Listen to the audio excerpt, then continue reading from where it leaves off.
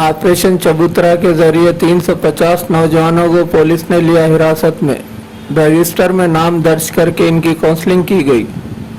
Nizamabad police commissioner KR. Nagaraju की हिदायत पर Nizamabad additional DCP law and order doctor Vineet ने आधी रात को टाउन 1, 2, 3, 4, 5, 6 के हुदूद में ऑपरेशन चबूतरा के नाम से एक प्रोग्राम का इनेकाद किया, जिसमें तकरीबन 350 नौजवानों को हिरासत में लिया गया, जो रात के औकात में चबूतरों, होटलों, सड़क के दोनों अतराफ और मुख्तलिफ कॉलोनियों में पकड़े गए। इसके बाद इन्हें पुलिस हेडक्वार्टर ग्राउंड लाया गया, जहां हर एक के नाम रजिस्टर में दर्ज किए गए और इनकी काउंसलिंग की गई। इस मौके पर डॉक्टर विनीत ने कहा कि लोग बगैर किसी वजह से रात को गैर ज़रूरी तौर पर ना निकले और अपना कीमती वक्त ज़ाय ना करें। नौजवानों को इंतबाह दिया गया कि अगर वो दोबारा पकड़े गए तो इनके खिलाफ मुकदमा दर्ज किए जाएंगे।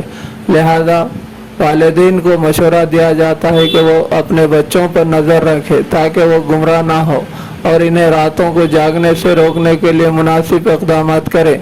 इन्होंने बताया कि यह ऑपरेशन अब से निजामाबाद, आरमूर और बोधन डिवीजनों के तहत आने वाले तमाम इलाकों में चलाया जाएगा। ऑपरेशन के दौरान मुख्तलिफ कॉलोनियों के लोग पुलिस के साथ ताउन कर रहे थे। इस मौके पर Nizamabad ACP A Venkateshwar, CI reserve inspector, SCI, RSI और खुसूसी पार्टी के अहदेदार मौजूद थे। ड्यूटी पे लगा लो 4-4 लोग को, ईच साइड 4 पीपल, 1 रोटेशन में इधर रहेगा। ठीक है, सुबह 6 बजे मैं आऊँगा, तब उनको भेजा जाएगा। तब तक किसको फोन लगाते हो लगा दो, किसको बुलाते हो बुला दो, मैं देखूंगा। हाँ, 144 सेक्शन है इधर।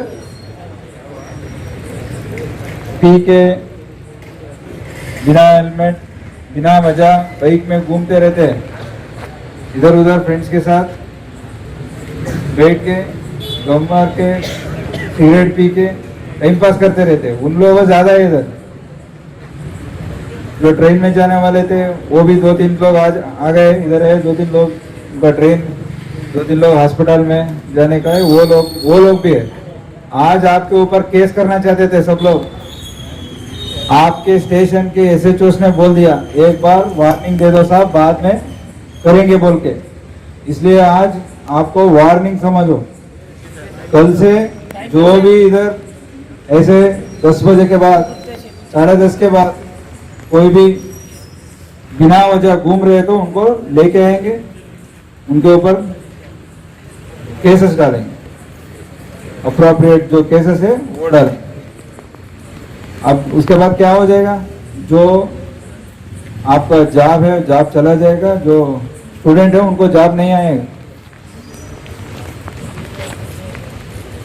जो यूएई जाना चाहते हैं उनका पासपोर्ट भी नहीं जाएगा, पूरा इधर अटके रहेंगे। इसलिए इसको वार्निंग जैसे समझ के कल से नहीं दिखना।